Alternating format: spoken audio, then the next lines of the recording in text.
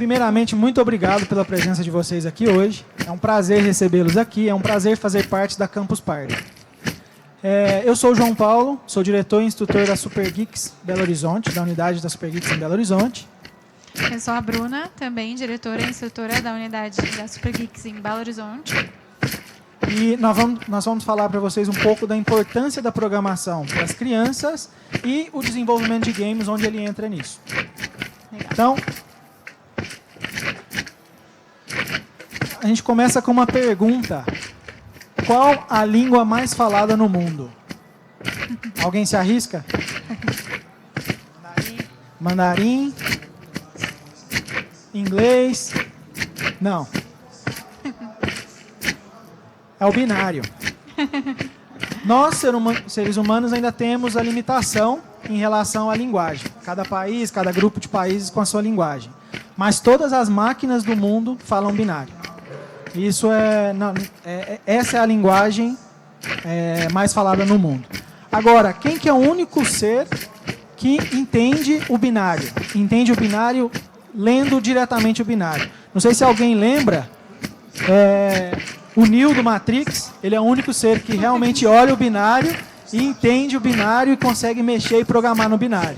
A gente, até hoje, eu nunca conheci alguém que olhando o binário consegue fazer isso. Infelizmente, a gente não consegue, né? Então, para isso que existem as linguagens de programação. Então, por isso, a gente tem a linguagem de programação. Temos centenas de linguagens de programação. As mais conhecidas, C, Java, C++. E muitas delas se parecem com algo, isso aqui, que está aqui. Que também, vamos dizer assim, não é a coisa mais fácil de se entender do mundo. Temos aqui os blocos lógicos. E muita gente pergunta, como que a gente passa isso para uma criança? Então eu vou colocar uma criança na sala de aula e mostrar isso aí, ela vai sair correndo.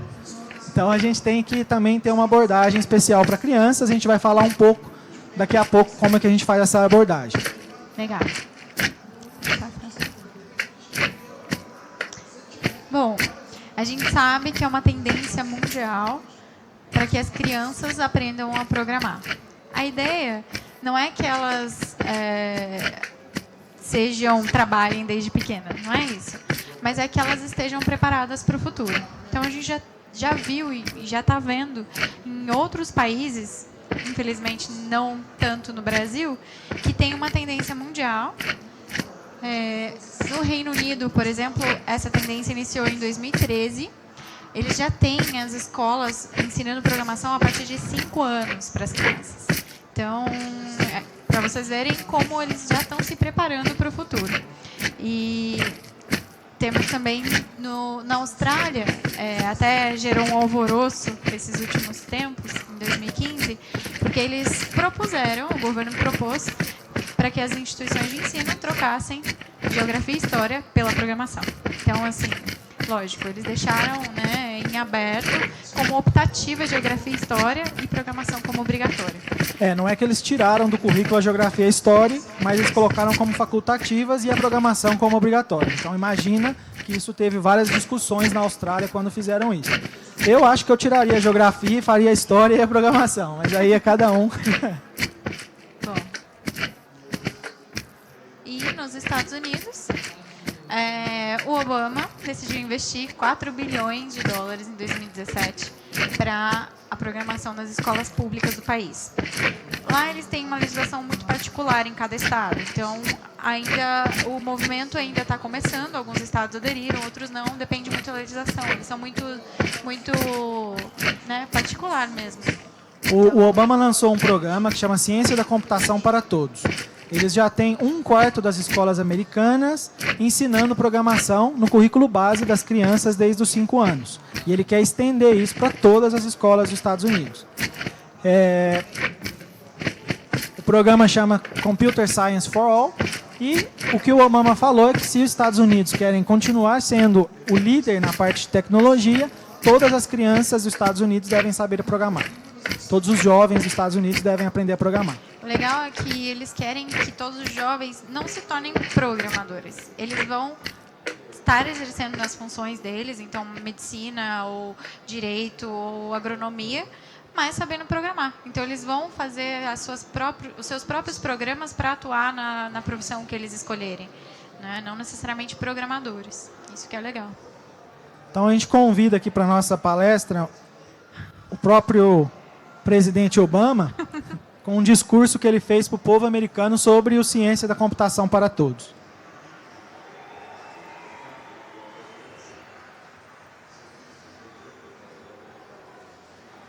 O áudio está funcionando? Tá.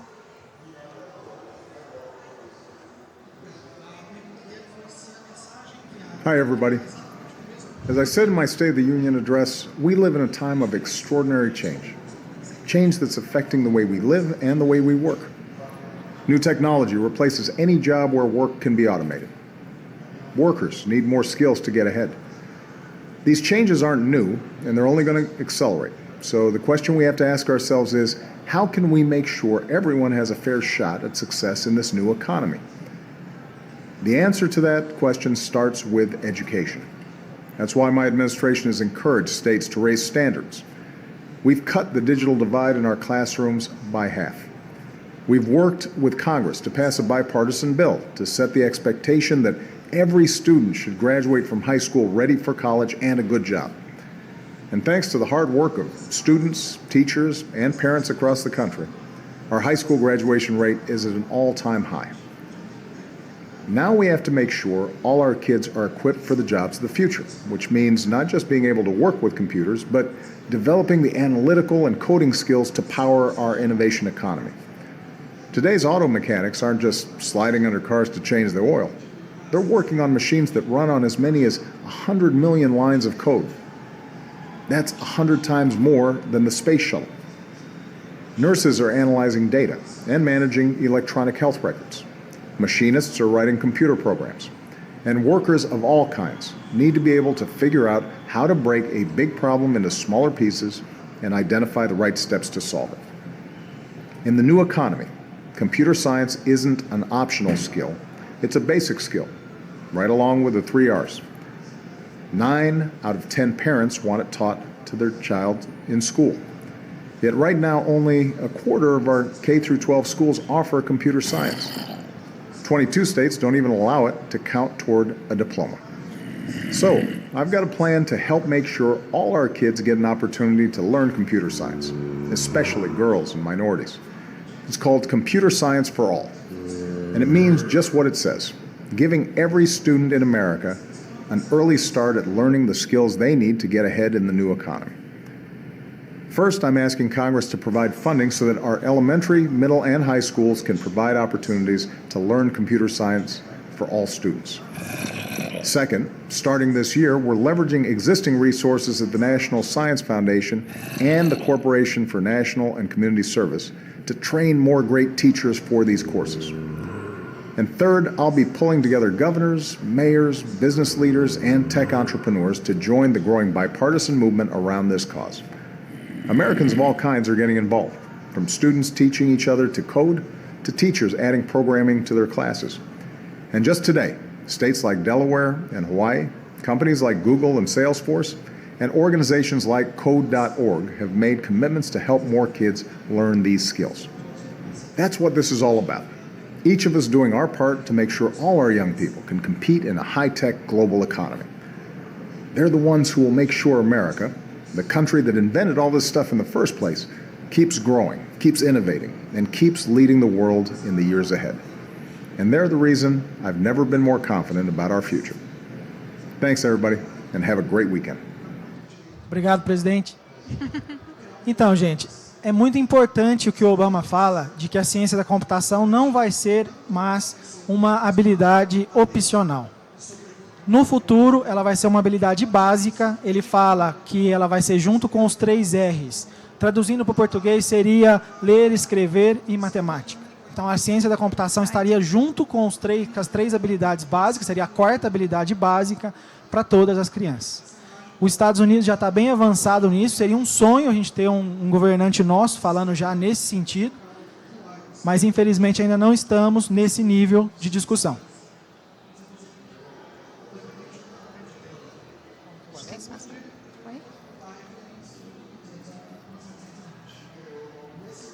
E no Brasil? O que salva o Brasil são iniciativas independentes. Exatamente. Então, a gente tem o Code Club, que começou no Reino Unido, existe no Reino Unido, e foi criada uma versão aqui no Brasil. Eles levam para as escolas públicas também um clube de programação, explicando para as crianças como é programar. Ainda é muito básico, mas já é uma iniciativa.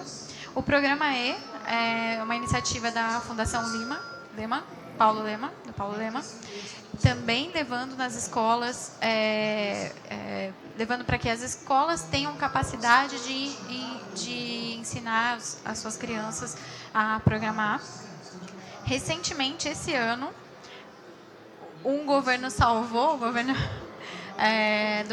de Pernambuco, do estado de Pernambuco, a Secretaria do Estado de Pernambuco de Educação está levando também um piloto para algumas escolas. A ideia é que todas as escolas do estado de Pernambuco também tenham programação para as crianças. Então, a gente está vendo aí um governante vendo e estando de acordo com o que a gente imagina que o futuro, que a gente gostaria que o futuro tivesse, que todos os estados tivessem no Brasil essa educação básica. E nós, Super Geeks, nós somos da Escola de Programação e Robótica para crianças e adolescentes de 7 a 16 anos. Nós somos uma empresa, a gente tem aulas para crianças, claro, que tenham condições de pagar, mas a ideia da Super Geeks é que, além de ter um curso livre, pago, por crianças que podem, que têm famílias que podem pagar, mas a gente também tem na nossa proposta criar salas de aula para alunos carentes, fazer essa reversão. Então, a partir do que alunos que podem pagar frequentarem a nossa escola, a gente vai criar bolsas de estudo para crianças que não têm condições e que tenham boas notas na escola pública. Então, a gente também quer fazer parte desse movimento. Lógico, é a maneira que a gente encontrou para fazer com que o Brasil tenha um futuro melhor para as nossas crianças, independente se elas têm condições financeiras ou não. Isso, só para todo mundo entender um pouco da Super Geeks, ela é uma franquia, já tem 32 unidades, vão ter 50 unidades no próximo ano, e todas, por contrato, são obrigadas a fornecer bolsas para alunos de escola carente. Então, isso é muito legal. Para a gente, foi um dos grandes atrativos da Super Geeks, porque ser obrigado a isso é muito legal. É a parte que mais nos move. Daqui a pouco a gente vai abrir para pergunta. Opa! Tirei. Pode perguntar. No contrato que você faz de franquia, quando você quer abrir uma unidade da Super Geeks em uma de uma cidade, nesse contrato diz que você tem que abrir turmas de alunos carentes. Então, isso é legal. Aqui em Belo Horizonte, a gente acabou de inaugurar a Super Geeks no último sábado. Então, logo a gente vai começar o programa também para alunos carentes. Mas outras cidades no Brasil que já têm a Super Geeks mais tempo, sim, existe já esse modelo. E nós, da Super Geeks, fomos a primeira escola de programação e robótica que chegamos aqui no Brasil, quando a ideia chegou em 2013 nos Estados Unidos. O fundador trouxe essa ideia dos Estados Unidos e montou no Brasil. Então, nós gostamos de dizer que nós somos os maiores produtores de geeks por ano no Brasil, desde 2014, que é quando a escola realmente começou a funcionar. legal.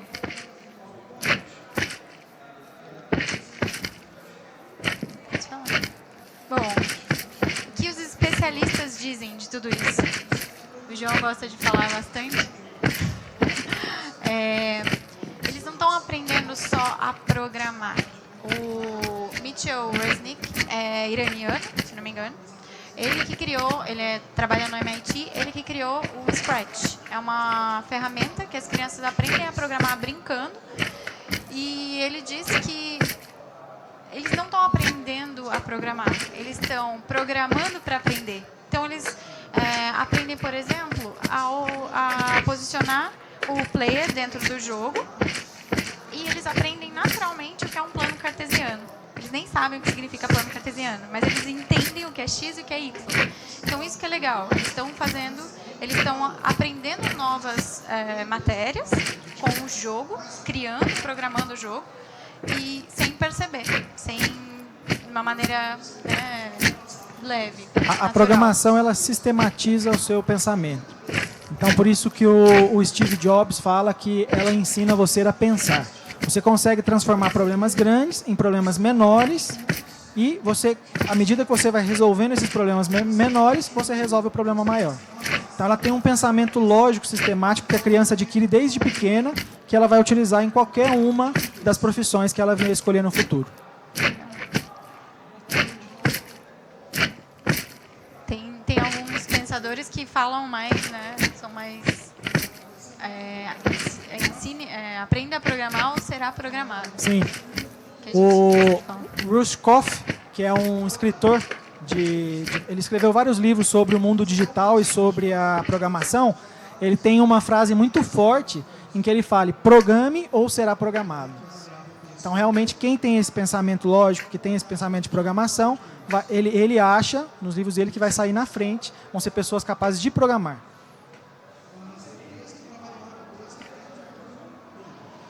Como a gente disse, nos Estados Unidos, em 2013, quando essa ideia surgiu, muitos dos grandes players, vamos dizer, da computação no mundo, como Bill Gates, o Zuckerberg, eles gravaram vídeos incentivando as crianças a programar. Então, vou mostrar só um pedacinho de um desses vídeos, porque os vídeos são um pouquinho longos, mas é bem legal.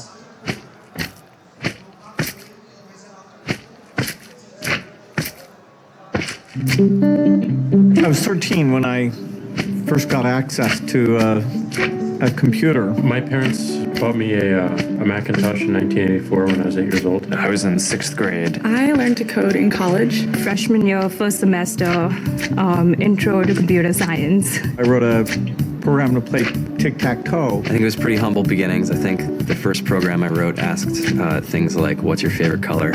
Or how old are you? I first learned how to make a green circle and a red square appear on the screen. The first time I actually had something come up and say, hello world, and I made a computer do that. It was just astonishing. Learning how to program didn't start off as wanting to learn all of computer science or trying to master this discipline or anything like that. It just started off because I wanted to do this one simple thing. I wanted to make something that was fun for myself and my sisters. And I wrote this little program and then basically just add a little bit to it. And then when I needed to learn something new, I looked it up either in a book or on the internet and then added a little bit to it. It's really not unlike kind of playing an instrument or something or playing a sport.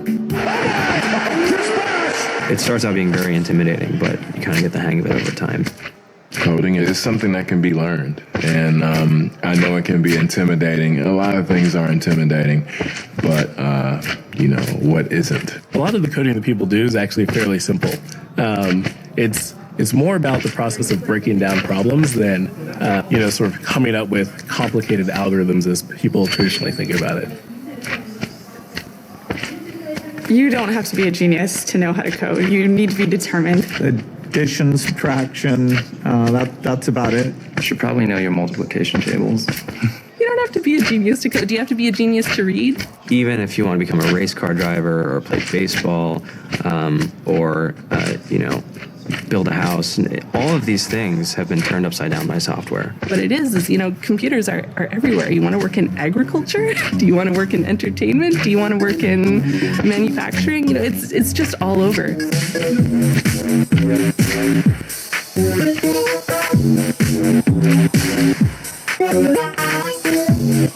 Bom, o que a gente queria para o Brasil? Que nossas crianças fossem todas com esse espírito empreendedor, tivessem o pensamento lógico da programação, aprendessem a programar e depois também, num próximo passo, aprendessem a empreender. E a gente teria mais ou menos como a gente vê o pessoal aí todo do Vale do Silício, essa mentalidade aqui no Brasil. Seria ótimo, né? Bom, a gente coloca aqui salário dos programadores. Por quê? Não é para falar, todo mundo deve ser um programador. Não é essa a razão desse slide. A razão de a gente colocar um salário de um programador é mostrar que, ano a ano, o salário dos programadores está crescendo. Um programador de Objective-C nos Estados Unidos ganha hoje $100 mil por ano, que seria R$25 mil por mês. É um salário muito alto, por quê? Porque faltam programadores. A cada ano, a demanda do mercado aumenta e o número de programadores continua diminuindo. Então, por isso os países envolvidos mudaram a estratégia. Eles não vão mais só incentivar cursos superiores de programação. Eles vão fazer com que todas as crianças aprendam a programar. Para que a criança, independente da área que ela for trabalhar no futuro, ela saiba desenvolver tecnologia. Aí sim a gente vai estar falando de um crescimento tecnológico exponencial. Imagina todo mundo capaz de desenvolver tecnologia.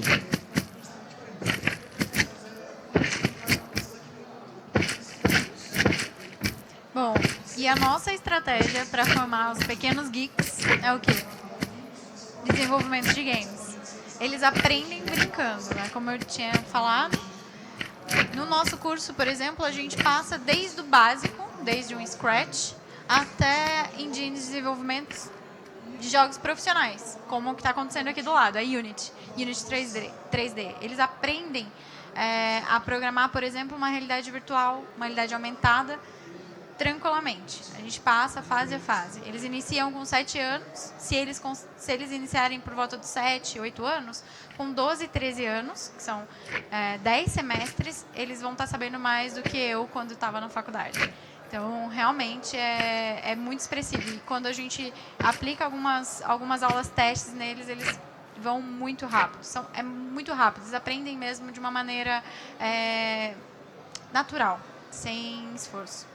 Hoje, mais cedo, às 2, a gente teve a oficina de Construct 2 e de Minecraft, que a Bruna realizou aqui nesse palco. Amanhã a gente vai ter de novo às 11 da manhã, 11h30. 11h30. Então, quem tiver interesse, venha que a gente vai construir um joguinho no Construct 2, um joguinho como se fosse o Space Invaders, que é aquele jogo antigo do Atari, e também vamos programar um pouquinho no Minecraft. Então, convidar todos vocês para participar da oficina também, para vocês conhecerem uma das primeiras ferramentas que a gente utiliza, que é o Construct 2. Bom, e através dessas engines que eles usam naturalmente, por trás tem a linguagem de programação. Eles nem percebem que eles já estão aprendendo várias linguagens de programação.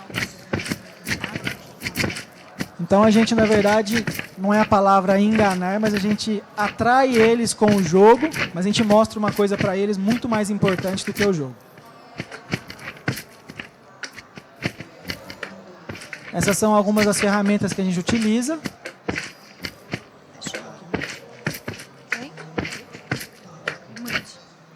Bom, aqui é só para explicar, por exemplo, a fase 1 do curso. Uma das primeiras ferramentas que a gente utiliza é o Blockly. Foi desenvolvido pelo Google. Inicialmente, eles têm que utilizar blocos lógicos. Por quê? Porque são crianças de 7 anos. Geralmente, eles não têm nem facilidade com o computador, ou os pais não deixam utilizar o computador tão cedo. Então, eles não sabem utilizar, por exemplo, o teclado ou até o mouse com mais dificuldade. Então, o Blockly ele veio para isso. É um arrastar os comandos prontos e eles inicialmente fazem com que, por exemplo, o carro ande e faça o percurso que é necessário. Então, é muito tranquilo, é muito fácil e eles gostam bastante. Aí mostrando a repetição. O próximo é o Scratch, que a gente utiliza também. O Scratch, por exemplo, ele pode ser desenvolvido jogos. Ele não permite que você venda o jogo, mas ele permite que você coloque na plataforma jogos prontos e a criança também consegue programar aí utilizando sprites próprias, né? Os personagens próprios, criando, subindo os personagens e tudo mais. Bem legal. E também utilizando blocos lógicos, que é mais fácil para a criança, inicialmente. Inicialmente uma programação visual, em que a criança vai puxando os blocos e conectando, e não digitando, igual a gente viu que são as linguagens padrão. Esse muitas outras escolas já estão utilizando também. É legal. E, como eu disse, eles conseguem ter noções de plano cartesiano, noções bem legais. O Project Spark, infelizmente, foi descontinuado pela Microsoft. Era um super desenvolvimento, porque eles aprendiam através de eventos, programar com eventos e já criar os seus próprios jogos 3D. Era muito, muito legal. Infelizmente, a Microsoft decidiu não continuar.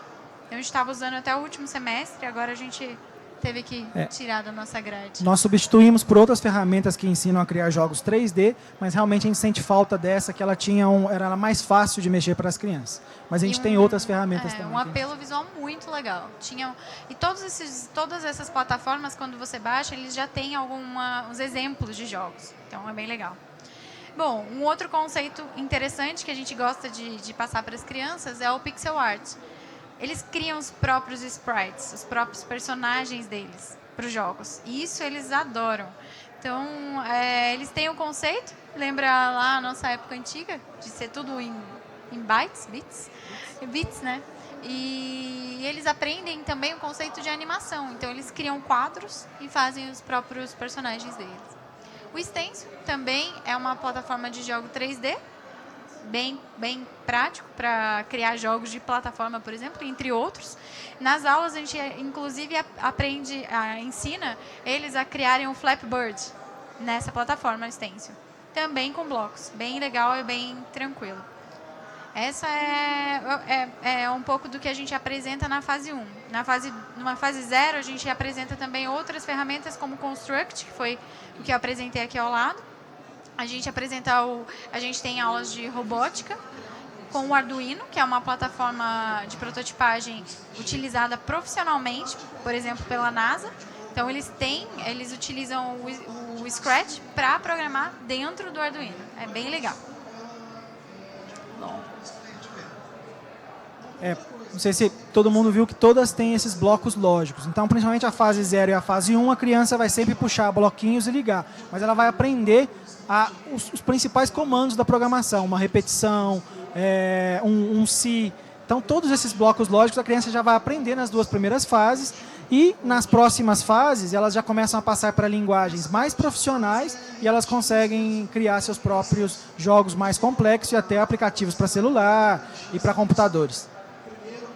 Aqui a gente tem, por exemplo, da unidade de Belém, alguns TCCs que as crianças fizeram e elas fazem os TCCs no final de cada fase. É muito legal. A gente deixa o laboratório disponível para elas, se elas quiserem tirar dúvida, porque os professores são full-time, então se o laboratório não estiver sendo utilizado, elas fazem.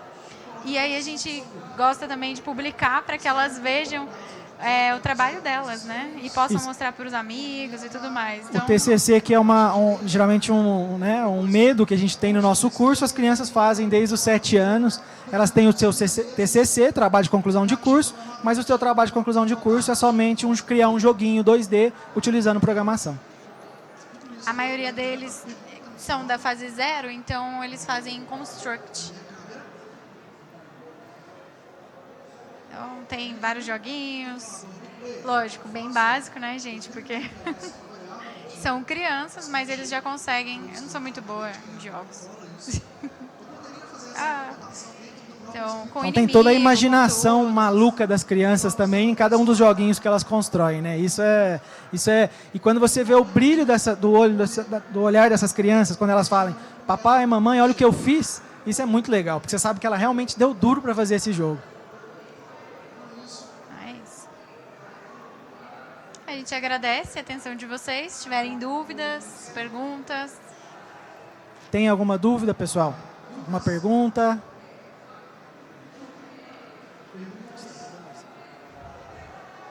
Eu sou professor de física e eu estou com um problema de motivação de estudante para estudar física. Eu estava imaginando em usar jogos para computador para tentar introduzir conceitos físicos, né? Eu gostaria de saber qual ferramenta seria mais adequada nesse aspecto. Para física? Para física, a própria Construct, inicialmente, depende da idade, né? Porque a gente trabalha com várias engines, com várias plataformas, então depende da idade das crianças. Seriam de qual idade, qual faixa etária? Já são jovens adultos, né? Jovens adultos. Então eles poderiam utilizar, por exemplo, linguagens mais evoluídas, engines mais evoluídos como Unity, Unreal, Game Maker, e dá para colocar conceitos. Para o próximo ano a gente vai criar. A gente hoje tem as aulas regulares, mas a gente quer também levar oficinas para as escolas. E a gente vai preparar baseado no... É um código que existe à base dos Estados Unidos, de matéria básica de ensino fundamental e médio. A gente vai preparar oficinas que levem conceitos de acordo com cada aula. Então, a gente vai ter oficinas que criam aplicativos e tudo mais para matemática, que criam para geografia, que criam para história. A gente está preparando um currículo de oficinas para o próximo ano, mas sim, dá para utilizar. Todas essas engines, a gente tem que ter criatividade, né, para criar alguma, baseado, por exemplo, em alguma matéria, alguma coisa assim. Pode ser tanto jogos ou até mesmo um aplicativo para eles aprenderem brincando. Mas dá sim, tem muita coisa. Depende da idade, né? Mesmo sendo uma idade mais jovens adultos, pode-se utilizar a linguagem Blockly, que são os blocos lógicos, para ficar mais fácil, porque aí eles não precisam digitar. Mas dá sim, tem muita coisa. A gente pode bater um papo depois. Deixa seu contato com a gente que a gente passa mais ferramentas ligadas no mundo da física. Alguma outra dúvida, pessoal?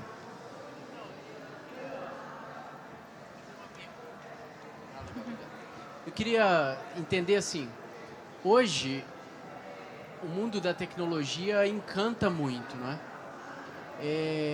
E num certo sentido encanta porque é encantável mesmo. Não dá para dizer que não é, né?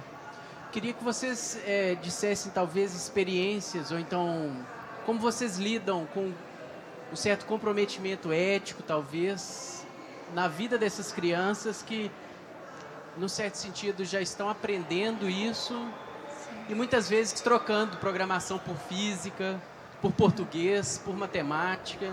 Se vocês veem isso, quer dizer, quando eu digo um comprometimento ético, não de vocês, mas como que está isso circulando entre as crianças e como que pais adultos estão lidando com essa situação, né? Quer dizer, não sei se ficou clara a pergunta, mas enfim, se vocês estão encontrando desafios assim de prefiro passar horas na Super Geeks do que na minha escola, porque é verdade que na Super Geeks eu estou aprendendo o que de fato é infinitamente muito mais interessante do que horas na minha escola, né? Se vocês estão percebendo esse movimento e o que vocês estão levando em consideração sobre isso? A primeira resistência até que os pais têm quando nos procuram eu vou precisar disponibilizar o meu computador para o meu filho utilizar em casa? Então, eles têm um certo receio de como vai ser utilizado aquela tecnologia dentro de casa, né? Esse é um primeiro ponto. O que a gente tem na Super Geeks, sim, tem tarefas de casa e tudo mais, mas tudo com muita orientação. Então, a gente disponibiliza as apostilas para eles utilizarem em casa e tudo mais. E a gente fala para os pais que, na verdade, é uma matéria do futuro, vamos dizer assim, que a gente está trazendo já para o presente. Mas tem pais que já procuraram, falando assim, o que vocês estão fazendo com o meu filho? Porque ele começou a ter notas melhores na sala de aula.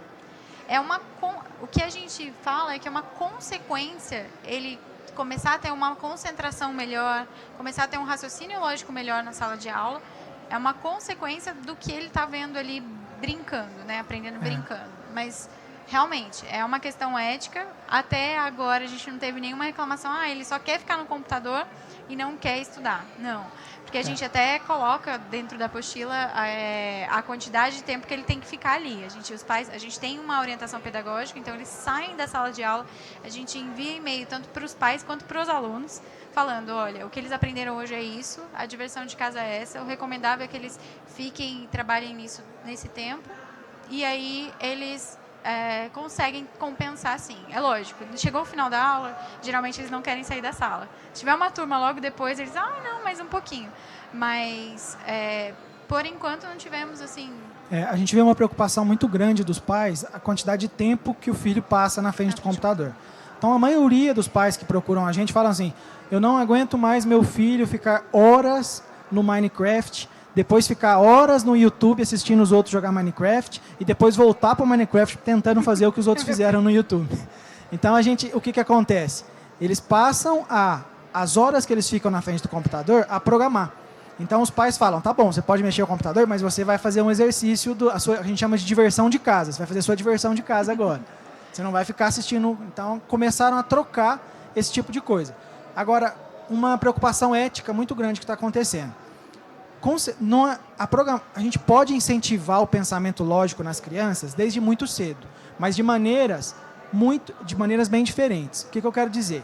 Uma criança de 5 anos, a maneira de você despertar um pouco o raciocínio lógico dela é diferente de uma criança de 7. que é diferente um pouco de uma criança mais velha. Então, tem que ter uma preocupação pedagógica muito grande.